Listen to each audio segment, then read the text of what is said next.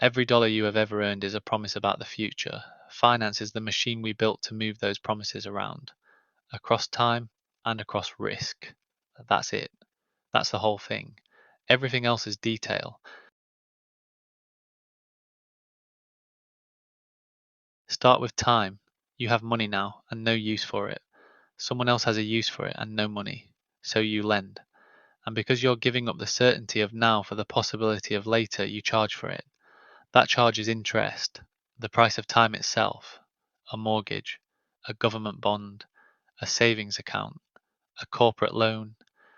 These are all the same object wearing different clothes. Money now in exchange for more money later. But later is uncertain, and that's the second axis, risk. There are only two ways to hand someone your money. You can lend it. You get a fixed promise, you get paid first, and you get paid less. That's debt. Or you can own a piece, no promise. You get paid last, but you keep whatever's left over. That's equity. A share of stock is nothing more than a slice of everything a company will ever earn after everyone else has been paid. Debt is a floor. Equity is a ceiling. And every financial instrument ever invented sits somewhere on the line between them. Alone, risk will ruin you. Together, it's just arithmetic. One house burns down and a family is destroyed. 10,000 houses, and you can predict with unnerving accuracy how many burn each year. Charge every family slightly more than that number and you have invented insurance. Banks run the same trick on time. Thousands of depositors who might want their money tomorrow, quietly funding 30-year mortgages, because they won't all ask at once. It works beautifully until everyone asks at once.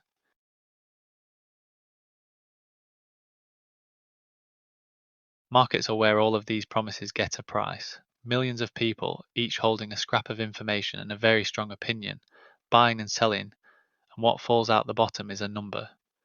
That number is not the truth. It's the best guess a crowd can produce right now, which is why prices move on news, and why beating the market is so brutally hard. You're not betting a company will do well.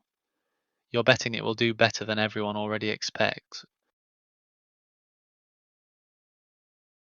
And above all of it sits a single dial. Central banks set the short-term interest rate, the price of time at its source. Turn it down.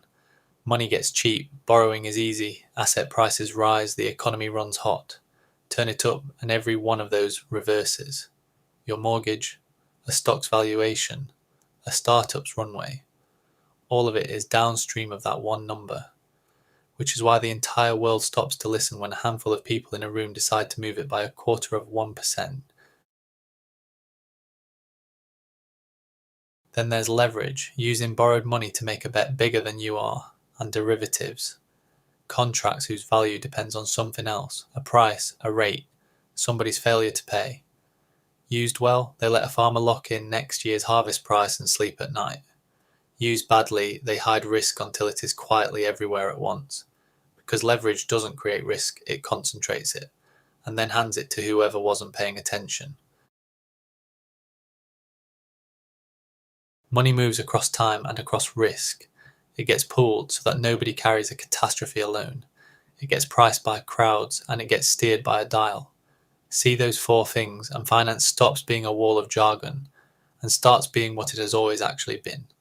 The machinery a society uses to take everything it has and bet it on tomorrow.